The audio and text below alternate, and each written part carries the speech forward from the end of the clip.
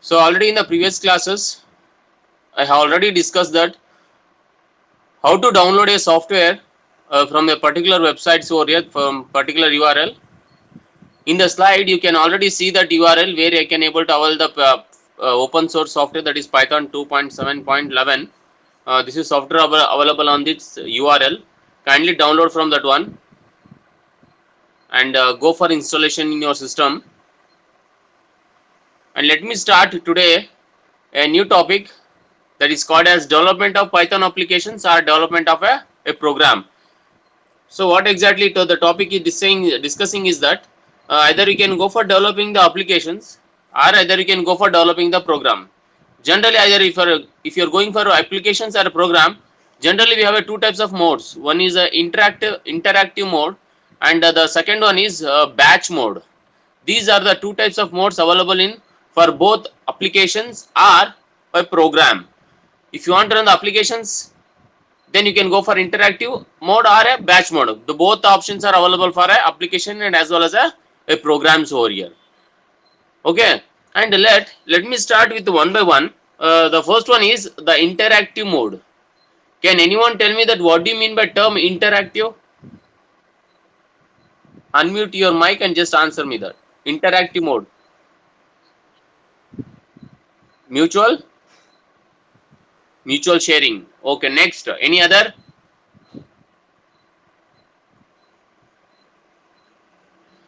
What exactly she said, that is right. That is mutual sharing we need to say here. That is interactive mode. So whatever we are working with that mode over here, just we are sharing the information. Whatever you are going to type the commands, that should be reacted by the mode itself only. Let me start with one by one point, that is interactive mode. Interactive mode is a command line shell.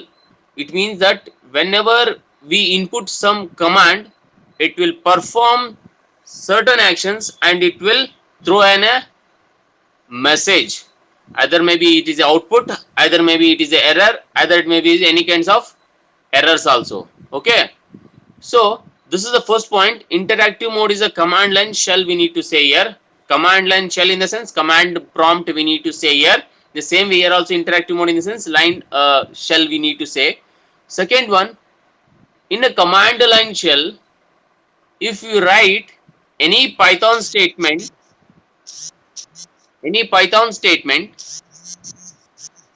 immediately that statement will execute and gives the result.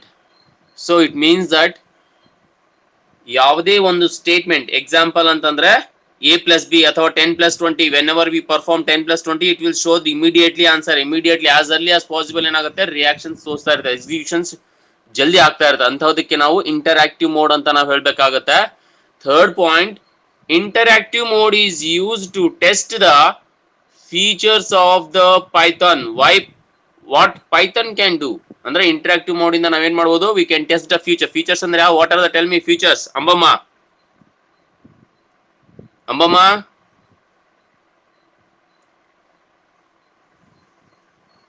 is there or not? Ambamma ಮಾತಾಡೋ, unmute ಮಾಡಿ.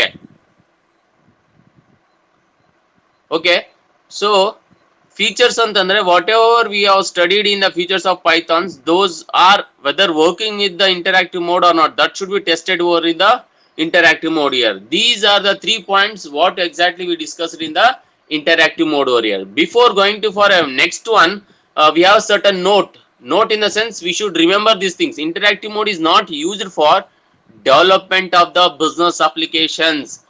Development of the business applications ಅಂತಂದ್ರೆ complicated ಇರ್ತಕ್ಕಂತ, complex ಇರ್ತಕ್ಕಂತ programmes ಇರಬಹುದು, applications ಇರಬಹುದು, ನಾವು ಯಾವುದೇ ರೀತಿಯಲ್ಲಿ ಇಂಟರಾಕ್ಟಿವ್ ಮೋಡ್ ಯೂಸ್ ಮಾಡ್ಲಿಕ್ಕೆ ಬರೋದಿಲ್ಲ. That should be in mind. Business applications ಗೆ ಇಂಟರಾಕ್ಟಿವ್ ಮೋಡ್ ಯೂಸ್ ಮಾಡ್ಲಿಕ್ಕೆ ಬರೋದಿಲ್ಲ. So we have one example that is open command prompt. Open command prompt in the sense ನಿಮ್ ಸಿಸ್ಟಮ್ಸ್ ಅಲ್ಲಿ ಇರ್ತಕ್ಕಂತ ರನ್ ಕಮಾಂಡ್ ಅಂತ ಏನ್ ಹೇಳ್ತೀವಿ ತಾನೆ, ಆ ರನ್ ಕಮಾಂಡ್ ನ ಓಪನ್ ಮಾಡಿ ಅಥವಾ ಕಮಾಂಡ್ ಪ್ರಾಂಪ್ಟ್ ಅಂತ ಇರುತ್ತೆ ಅದನ್ನ ಓಪನ್ ಮಾಡ್ಬಿಟ್ಟು ಇಲ್ಲಿ ಕೊಟ್ಟಿರ್ತಕ್ಕಂತ ಸ್ಟೇಟ್ಮೆಂಟ್ಸ್ ಅಥವಾ ಕಮಾಂಡ್ಸ್ ನ ನಾವು ಫಾಲೋ ಮಾಡ್ಬೇಕಾಗತ್ತೆ. So after installing the Python programming languages, you will generate the folder called as python 27 ಅಂತ ಹೇಳಿ ಒಂದು ಫೋಲ್ಡರ್ ಜನರೇಟ್ ಆಗುತ್ತೆ ಯಾವ್ದ್ರಲ್ಲಿ ಸಿ ಡ್ರೈವ್ ಅಲ್ಲಿ ಪೈಥಾನ್ 27 ಅಂತ ಇರ್ತಕ್ಕಂಥ ಒಂದು ಫೋಲ್ಡರ್ ನ ನೀವು ಕಮಾಂಡ್ ಪ್ರಾಂಪ್ಟ್ ಅಲ್ಲಿ ಓಪನ್ ಮಾಡಬೇಕು. ಹೇಗೆ ಓಪನ್ ಮಾಡಬೇಕು ಅಂತಂದ್ರೆ ನಾವು ಸಿ ಪ್ರೋಗ್ರಾಮ್ಸ್ ಎಲ್ಲ ನಾವು ಮಾಡಿರ್ತೀವಿ, ಕಮಾಂಡ್ ಪ್ರಾಂಪ್ಟ್ ಅಲ್ಲೂ ನಾವು ಮಾಡಿದೀವಿ, cd tc cd bin ಅಂತೆಲ್ಲ ಕಮಾಂಡ್ ಹಾಕಿ ಆ ಫೈಲ್ ಓಪನ್ ಮಾಡಿ ಬಿನ್ ಡೈರೆಕ್ಟರ್ ಓಪನ್ ಮಾಡಿಬಿಟ್ಟು ಪ್ರೋಗ್ರಾಮ್ಸ್ ಟೈಪ್ ಮಾಡಿ ರನ್ ಮಾಡಿ ಕಂಪೈಲೇಷನ್ಸ್ ಮಾಡಿ ಎಲ್ಲ ಮಾಡಿದೀವಿ. Same process should be done here. So c:/user cd dot dot it will come out of the user ಇಂದ ಹೊರಗಡೆಗೆ ಬಂದ್ಬಿಡುತ್ತೆ. ಸೊ ಅದಾದ ನಂತರ cd/cd python 27 ಅಂತ ಹಾಕಿದ್ರೆ it will going to enter the python 27 folder, or you can directly go for cd:/cd python 27 greater than symbol python. ಈ statement ಹಾಕಿದ್ರು it will go for directly python folder. So after running the python we got that statement called as c:/ ಅಂತ python ಅಂತ ಬರುತ್ತೆ. ಈ ರೀತಿ ಬಂದ ತಕ್ಷಣ the program writing should be started. So how can you able to interact ಅಂತಂದ್ರೆ I have entered as 10 + 20 ಅಂತ ನಾನು ಹಾಕಿದ್ದೀನಿ ಇಂಟ್ರಾಕ್ಷನ್ಸ್ ಸಲುವಾಗಿ. ಅಂದ್ರೆ 10 + 20 ಅಂದ್ರೆ I should be displayed the output. So 10 + 20 ಅಂತ ಹಾಕಿದ ತಕ್ಷಣ it will interact as a 30 output. Again it will show that 10/20, again it will get as a 5 output. Again I will going to initialize I is equal to 1000, j is equal to 2000, and I will going to add that as print I plus j, that should be added as a 1000 plus 2000, that is 3000. ನಿಮಗೆ ಇಲ್ಲಿರ್ತಕ್ಕಂಥ command ಅರ್ಥ ಆಗ್ತಾ ಇದೆನಾ? Are you able to understanding the concept what you exactly are seeing on the screen?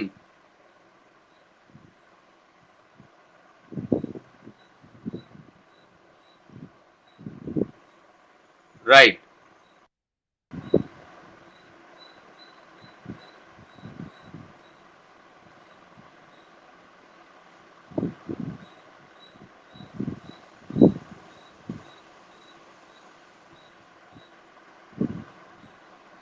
So I hope you understanding the concept like this.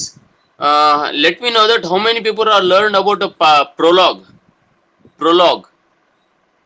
Do you know anyone prologue?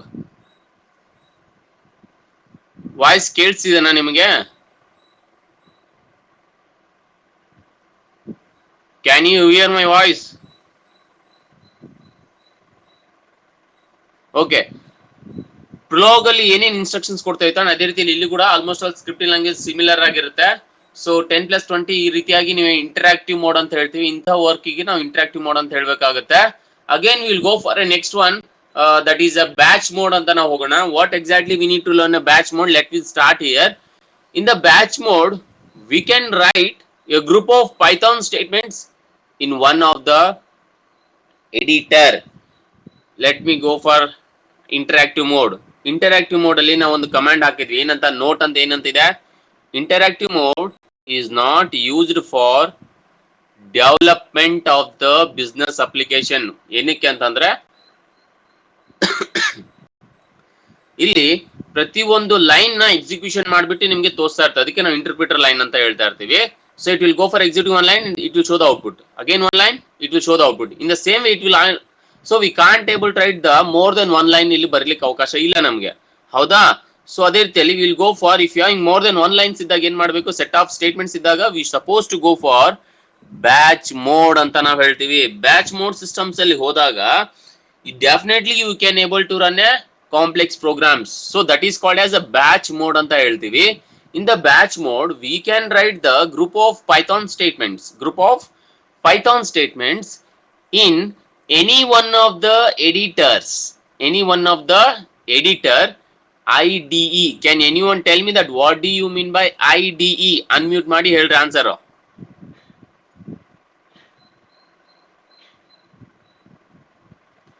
Can anyone tell me what do you mean by IDE?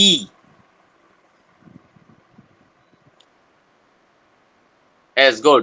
It is an integrated development environment ಅಂತ ನಾವು ಹೇಳ್ತೀವಿ, or else somewhat we say it is a editor ಅಂತನೂ ನಾವು ಹೇಳ್ತಾ ಇರ್ತೀವಿ. Either you can go for editor, either you can go for IDE ಅಂತ ಆದ್ರೂ use ಮಾಡ್ಕೋಬಹುದು.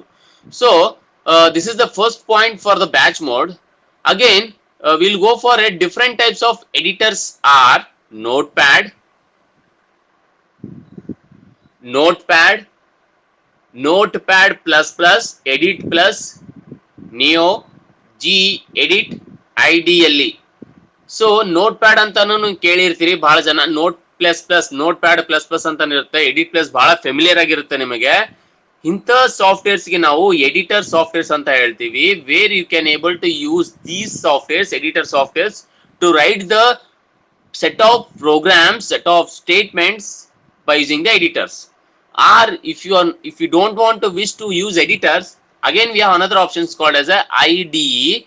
IDE are, some of the IDEs are PyCharm, Eric, Eclipse, NetBeans. These are the 4 IDE basics, 4 IDE we can able to use to write the set of statements ಅಥವಾ set of programming statements ಅಂತಾನೂ ನಾವು ಹೇಳ್ತೀವಿ. Either you can go for editors or either you can go for IDE. So Eclipse ಆದ್ರೂ use ಮಾಡ್ಕೋಬಹುದು ಅಥವಾ Edit Plus ಆದ್ರೂ use ಮಾಡ್ಕೊಡ್ರಿ ಯಾವ್ದನ್ನ program ಬರೀಲಿಕ್ಕೆ. So after writing the program by using the editor or IDE, we have another point. After writing the program, after writing the group of Python statements in any one of the editor athava IDE, we save the file with extension. Extension is .py or .pyw. ನೀವು .py ಅಂತಾದ್ರೂ ಹಾಕ್ರಿ ಅಥವಾ .pyw ಅಂತಾದ್ರೂ ಹಾಕಬಹುದು. These are the 2 extensions used for Python programming language. C ಗೆ ನಾವು C ಅಂತ ಹೇಳ್ತೀವಿ, C plus plus ಇತ್ತಂದ್ರೆ .cpp ಅಂತ ಯೂಸ್ ಮಾಡ್ತೀವಿ, ಜಾವಾ ಇತ್ತಂದ್ರೆ .java ಅಂತ ಯೂಸ್ ಮಾಡ್ತಾ ಇದ್ವಿ. But in the Python, we supposed to have 2 options. Either you can go for .py or .pyw. These are the 2 extensions are available for the Python programming languages. Is it clear? Is it clear? Artha aita? So next point, after developing the .py athava .pyw, we submit, those files to the Python interpreter directly. Andre we submit those files to the Python interpreter direct. Andre after saving that file, adanna naven ಮಾಡ್ತೀವಿ, direct ಆಗಿ run ಮಾಡ್ತೀವಿ. Line by line run ಮಾಡಿಬಿಟ್ಟು ಏನಾಗುತ್ತೆ, it will execute the output over here. But ಇಲ್ಲಿ ಯಾವುದೇ ರೀತಿಯಲ್ಲಿ ಕಂಪೈಲೇಷನ್ಸ್ ಅವಶ್ಯಕತೆ ನಮಗೆ ಇರೋದಿಲ್ಲ, ಡೈರೆಕ್ಟ್ ಆಗಿ ನಾವು ರನ್ ಮಾಡ್ತೀವಿ. So these are the 5 concepts. Another points also we have here. Next one, batch mode. Batch mode is also, batch mode is used for development of business applications. Batch mode is used for development of business applications andre command. So whatever we are using on interactive mode na, interactive mode alsi nav enagutte business applications na development ಮಾಡ್ಲಿಕ್ಕೆ ಬರೋದಿಲ್ಲ. But batch mode use ಮಾಡಿದ್ರೆ we can able to run or we can able to develop a business applications ಅಂತ ನಾವು ಹೇಳ್ತೀವಿ. Second, next point, open the notepad. ಅಂದ್ರೆ program ಹೇಗೆ ಬರಿಬೇಕು ಅನ್ನೋದನ್ನ ಒಂದು ಎಕ್ಸಾಂಪಲ್ಸ್ ಇಲ್ಲಿ ಕೊಟ್ಟಿದ್ದಾರೆ. Just open the notepad from the windows, write the following code. Code ಅಂತಂದ್ರೆ ಇಲ್ಲಿ ಕೊಟ್ಟಿರ್ತಕ್ಕಂಥ ಕೋಡ್ ಏನಿದೆ, I is equal to 1000, J is equal to 200, print I plus J, print I minus J. Can anyone tell me the answer for print I plus J?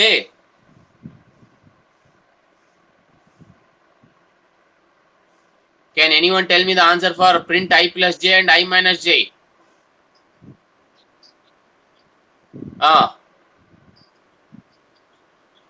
I minus J is the 800. Good.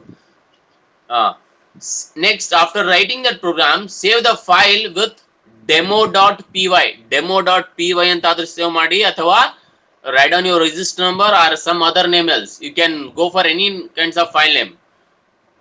In C drive Python 27 folder or directory. ಅಂದ್ರೆ Python 27 ಅನ್ನೋ folder ಅಲ್ಲಿ ಆ files ನ ಎಲ್ಲಾ save ನ ಮಾಡಬೇಕಾಗುತ್ತೆ. ನಾವು ಬೇರೆ ಯಾವುದೇ ಡ್ರೈವ್ ಅಲ್ಲಿ ಸೆಟ್ ಮಾಡಬಾರ್ದು. ಇದಕ್ಕಂತಂದ್ರೆ ಬೇರೆ ಡ್ರೈವ್ ಅಲ್ಲಿ ಏನಾದರೂ ಸೇವ್ ಮಾಡಿದ್ರೆ again you should go for setting the path. ಅವೆಲ್ಲ ಕಾಂಪ್ಲಿಕೇಶನ್ಸ್ ಆಗ್ತವೆ. ಅದಕ್ಕೆ to avoid those types of complications, you supposed to save those files in a Python 27 folder ಅಲ್ಲಿ ಸೇವ್ ಮಾಡಬೇಕಾಗುತ್ತೆ. ಆ ಫೋಲ್ಡರ್ ಎಲ್ಲಿ ಇರುತ್ತೆ ಅಂತಂದ್ರೆ ಸಿ ಡ್ರೈವ್ ಅಲ್ಲಿ ಇನ್ಸ್ಟಾಲ್ ಆಗಿರ್ತಕ್ಕಂಥ ಫೋಲ್ಡರ್ ಅಲ್ಲೇ ನೀವು ಫೈಲ್ ನ ಸೇವ್ ಮಾಡಬೇಕಾಗುತ್ತೆ. ಎಕ್ಸ್ಟೆನ್ಷನ್ ಆಫ್ ದಿ ಫೈಲ್ ಏನಂತ ಇರುತ್ತೆ, file name dot extension dot P Y ಅಂತ ನಾವು ಹೇಳ್ತೀವಿ. Clear? Next, open the command prompt C:/python27 python demo.py. ಜಾವಾದ್ರಲ್ಲಿ ಏನು ಅಂತ ಯೂಸ್ ಮಾಡ್ತೀವಿ, ಜಾವಾ ಸಿ ಕಂಪೈಲೇಷನ್ ಗೆ javac file name dot Java ಅಂತ ಮಾಡ್ತಾ ಇದ್ವಿ.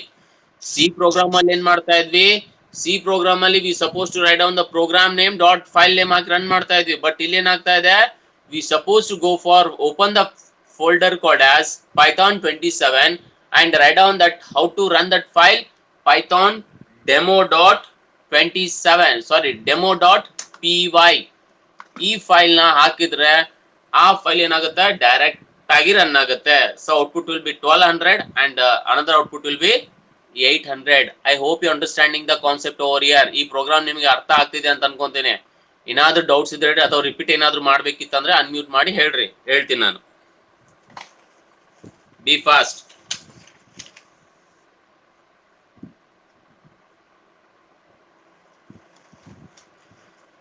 Checkout once again. ಒಂದ್ಸತಿ ನೋಡ್ತಾ ಇರಿ, ಆ ಪ್ರೋಗ್ರಾಮ್ಸ್ ಏನೇನ್ ಮಾಡ್ಬೇಕು ಅಂತ ಸ್ಟೆಪ್ಸ್ ಬರ್ಕೊಳ್ರಿ. I will give for 5 minutes. Write down those things.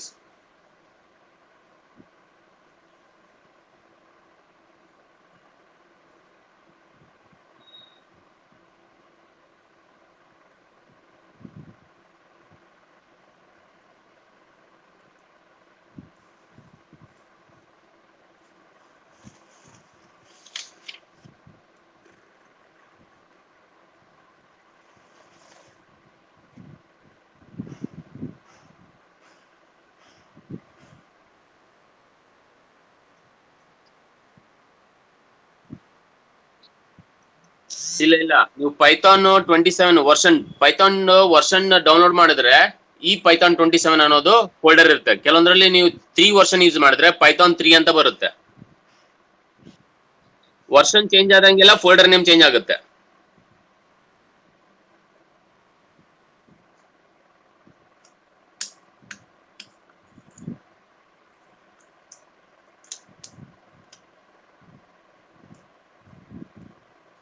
ಬರ್ಕೊಡ್ರಿ, ಅದನ್ನ ಸ್ವಲ್ಪ ಬರ್ಕೊಡ್ರಿ.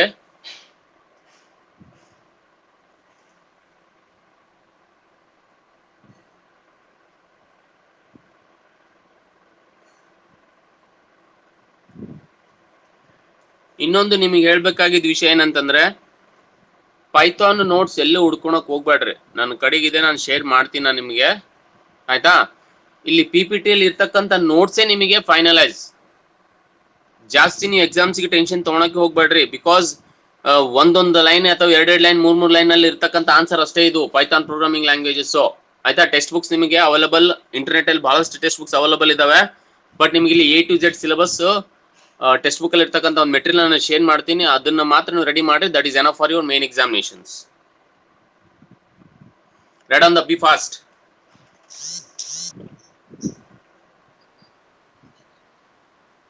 ಯಾವುದು?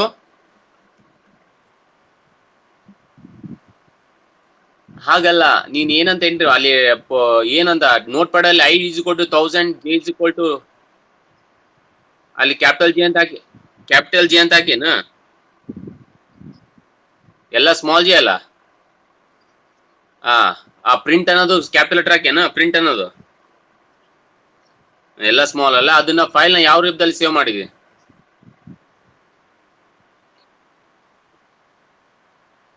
ಆ ಡ್ರೈವ್ ಅಲ್ಲಿ ಮಾಡಿದ್ಯಾ? ಆ ಫೈಲ್ ಎಲ್ಲಿದೆ? ಅದನ್ನ ಫೈಲ್ ನೇಮ್ ಸೇವ್ ಮಾಡಿದ್ಯಾ? demo.py ಅಂತೇಳಿ. ಕಮಾಂಡ್ ಪ್ರಾಂಪ್ಟಿಗೆ ಹೋಗಿ C:/python27 ಓಪನ್ ಮಾಡಿದ್ಯಾ? ಅಂದ್ರೆ ಇಲ್ಲಿ ನಿಮಗೆ ಕಾಣ್ತಿರ್ತಕ್ಕಂಥ ಸ್ಕ್ರೀನ್ ಅಲ್ಲಿ ಕಾಣ್ತಿರ್ತಕ್ಕಂಥ ಕಮಾಂಡ್ ಪ್ರಾಂಪ್ಟ್ ಕಾಣ್ತಿದೆನಾ ಅಲ್ಲಿ?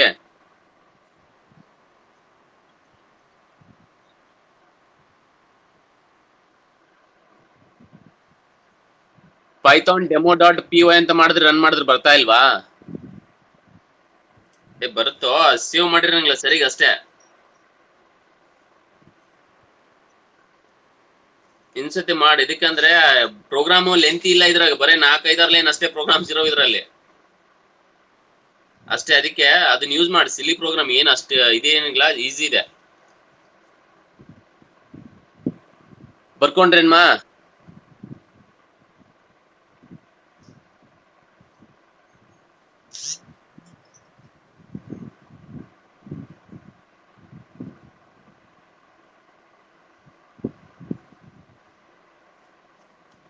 ಸ್ವಲ್ಪ ಪ್ರೊಸೀಜರ್ ಬರ್ಕೊಳ್ರಿ, ಆಮೇಲೆ ಸಿಗೋದಿಲ್ಲ ಪ್ರೊಸೀಜರ್ ನಿಮ್ಗೆ.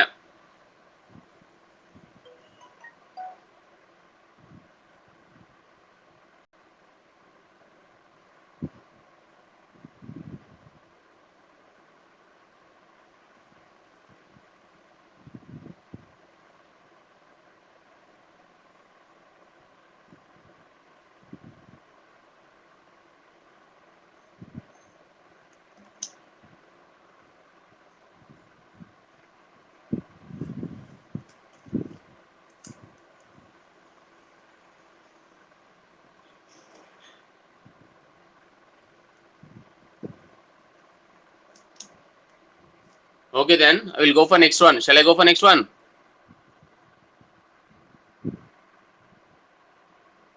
Right.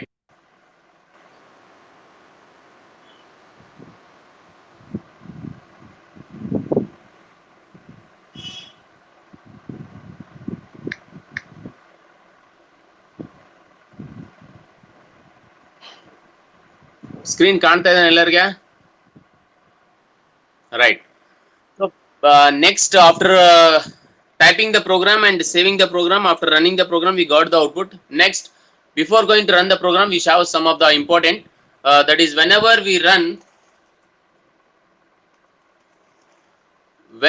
install the Python software in Windows operating system, along with the Python software, IDLER ಅಥವಾ Python GUI editor will be installed. ಅಂದ್ರೆ ಬೈ ಡಿಫಾಲ್ಟ್ಲಿ ಯಾವಾಗ ನೀವು ಪೈಥಾನ್ ಸಾಫ್ಟ್ವೇರ್ ಇನ್ಸ್ಟಾಲ್ ಮಾಡ್ತೀರಿ ಅವಾಗ IDLE ಅನ್ನೋದು ಅಥವಾ ಪೈಥಾನ್ GUI ಎಡಿಟರ್ ನ ಆಟೋಮೆಟಿಕ್ ಆಗಿ ಇನ್ಸ್ಟಾಲೇಷನ್ ಆಗಿರುತ್ತೆ. ಅದು ಕೂಡ ನೀವು ಯೂಸ್ ಮಾಡ್ಕೋಬಹುದು. ಇನ್ IDLE editor we can develop the Python programs in interactive mode and batch mode. ಅಂದ್ರೆ IDLE ಎಡಿಟರ್ ಅಲ್ಲಿ ನಿಮ್ಗೆ ಎರಡು ಟೈಪ್ ಆಫ್ ಆಪ್ಷನ್ಸ್ ಇದಾವೆ. ಐದರ್ ನೀವು ಇಂಟರಾಕ್ಟಿವ್ ಮೋಡ್ ಆದ್ರೂ ಯೂಸ್ ಮಾಡ್ಕೊಳ್ರಿ, ಅಥವಾ ಬ್ಯಾಚ್ ಮೋಡ್ ಆದ್ರೂ ಯೂಸ್ ಮಾಡ್ಕೋಬಹುದು. ಸೊ ಇದ್ರ ಎರಡು ಆಪ್ಷನ್ಸ್ ನಿಮ್ಗೆ ಯಾವ್ದ್ರಲ್ಲಿ ಇದೆ? IDLE ಅವೈಲಬಲ್ ಇದಾವೆ. Next, after developing the Python application in IDLE editor, directly we can run that Python application. Directly we can run the Python application by using the shortcut key called as function key.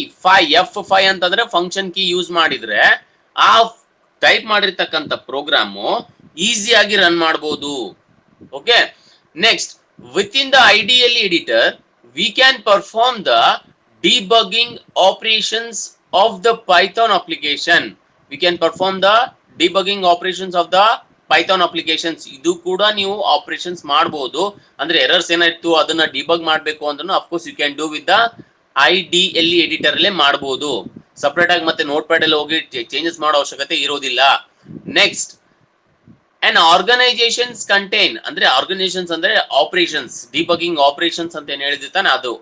So ಒಂದು organisations ಅಲ್ಲಿ general ಆಗಿ two parts available ಇದೆ. ಅಂದ್ರೆ ಯಾವ್ದಾದ್ರು ಒಂದು business applications development ಮಾಡಕ್ಕಿಂತ ಮುಂಚೆ ಅದರಲ್ಲಿ ಏನೇನು ಬರ್ತವೆ ಅನ್ನೋದನ್ನ ಆರ್ಗನೈಸೇಷನ್ಸ್ ಡೀಟೇಲ್ಸ್ ಬಗ್ಗೆ ನಮಗೆ ಗೊತ್ತಿರಬೇಕಾಗುತ್ತೆ. ಅಂದ್ರೆ before writing one small program, first we supposed to know that what kind of programs I am going to write here. Suppose addition of two numbers program ಮಾಡ್ತಾ ಇದೀವಿ ಅಂತಂದ್ರೆ ನಾವು ಸಿಲಿಯಾಗಿ ಒಂದು ಪ್ರೋಗ್ರಾಮ್ ಬರಿಬೇಕು, ಸಿ ಪ್ರೋಗ್ರಾಮ್ ಅಂತಂದ್ರೆ ನಮ್ಗೆ ಏನ್ ಬೇಕು? Common sense.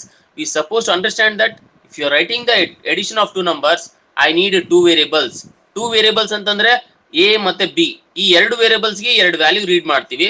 ಬಂದಿರತಕ್ಕಂತ ವ್ಯಾಲ್ಯೂಸ್ ನ ಒಂದು ವೇರಿಯೇಬಲ್ ಅಲ್ಲಿ ಸ್ಟೋರ್ ಮಾಡ್ಕೊಳ್ಳಿಕ್ಕೆ another temporary variable I supposed to use sum is equal to A plus B. This is the formula.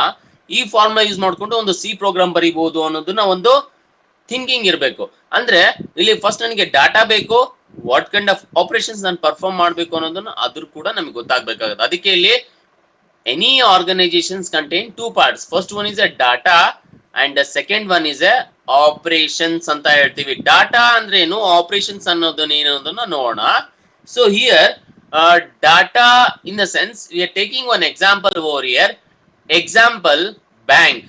Bank ಅಲ್ಲಿ ಬಂದ್ಬಿಟ್ಟು ಟೂ ಟೈಪ್ಸ್ ಆಫ್ ಇಂಟ್ರಾಕ್ಷನ್ಸ್ ಇರ್ತವೆ. ಒಂದು ಕಸ್ಟಮರ್ ಇಂಟ್ರಾಕ್ಷನ್ಸ್, ಇನ್ನೊಂದು ಎಂಪ್ಲಾಯ್ ಇನ್ಸ್ಟ್ರಕ್ಷನ್ಸ್. ಎಂಪ್ಲಾಯ್ ಯಾರ್ದಾದ್ರೂ ಆಗಿರ್ಬೋದು, ಅದು ಕ್ಯಾಶರ್ ಆಗಿರ್ಬೋದು ಅಥವಾ ಸಮ್ ಅದರ್ ಪರ್ಸನ್ಸ್ ಆದ್ರೂ ಆಗಿರ್ಬೋದು. ಕಸ್ಟಮರ್ ಅಂದ ತಕ್ಷಣ ಡಾಟಾ ಅಂತಂದ್ರೆ C dot name, C dot address, C dot balance. ಇಲ್ಲಿ ಈ statements, I think someone will recall the statement. ಈ ತರ ಇರ್ತಕ್ಕಂಥ ಸ್ಟೇಟ್ಮೆಂಟ್ ಎಲ್ಲಿ ಯೂಸ್ ಮಾಡಿದೀವಿ? Someone tell me that, unmute your mic. Where we are supposed to use these kinds of statements, c dot name like this. So database ಅಲ್ಲಿ ನಾವು use ಮಾಡ್ತಾ ಇದೀವಿ, ಹೌದಾ? ಸಿ ಪ್ರೋಗ್ರಾಮ್ಸ್ ಅಲ್ಲಿ ಕೂಡ ನಾವು ಏನ್ ಮಾಡ್ತಾ ಇದ್ವಿ?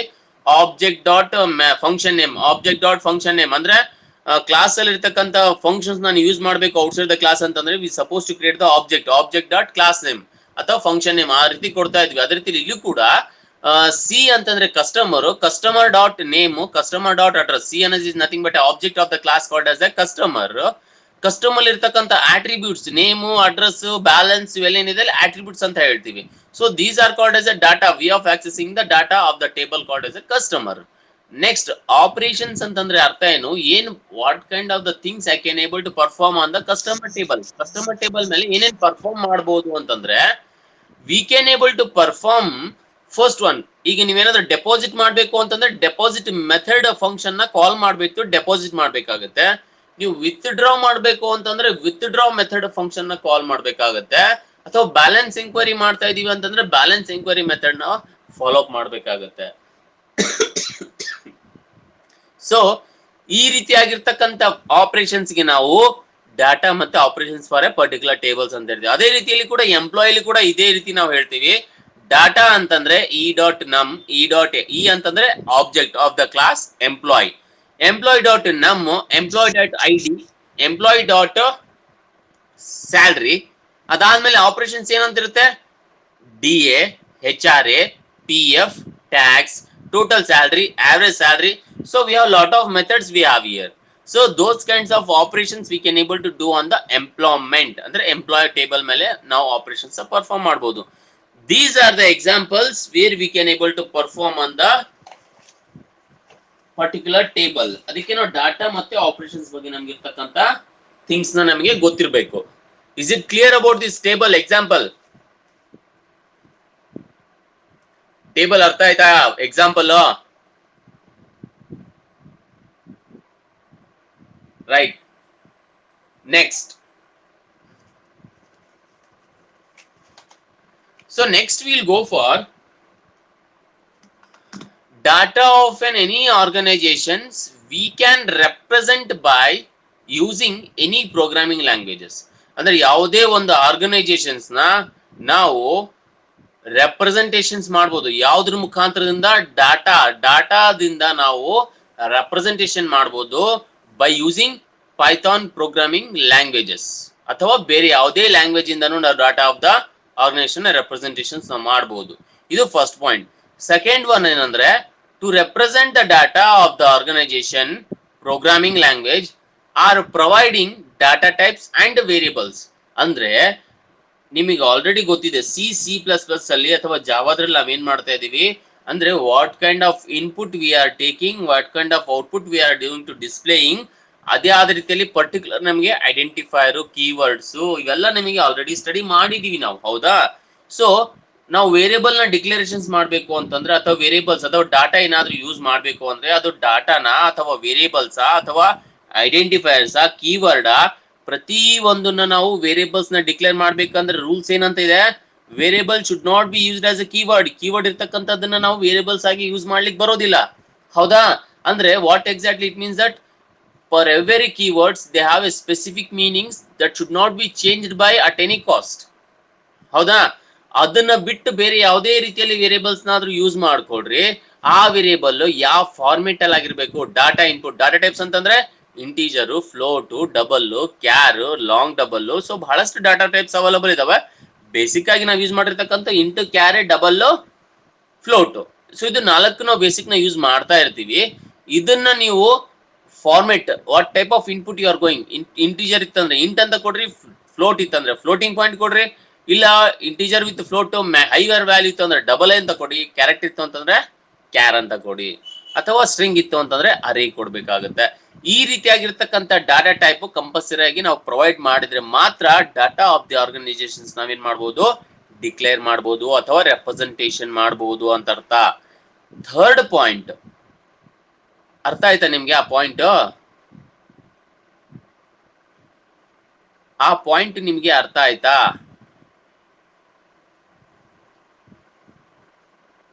Anyone? Right. Every programming language supports data type.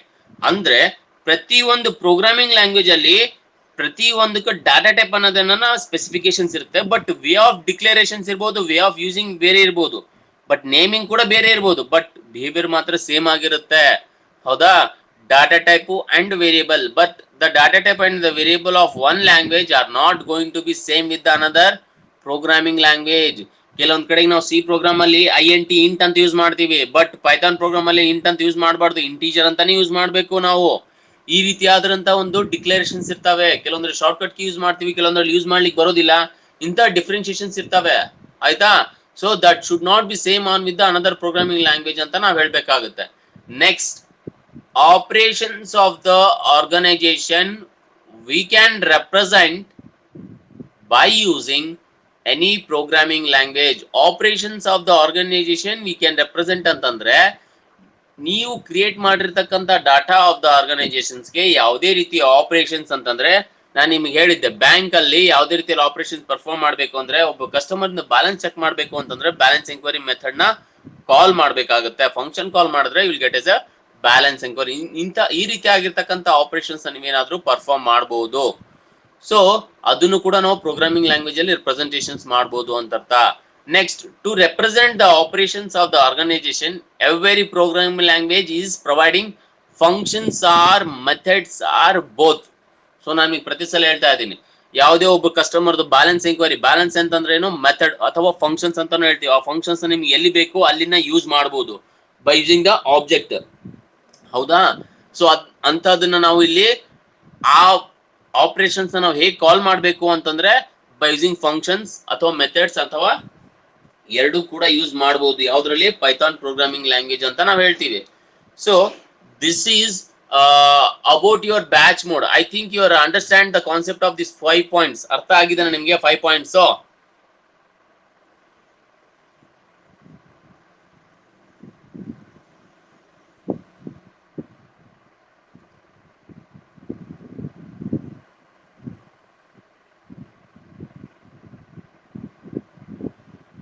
ಅರ್ಥ ಆಯ್ತೇನ್ಮಾ?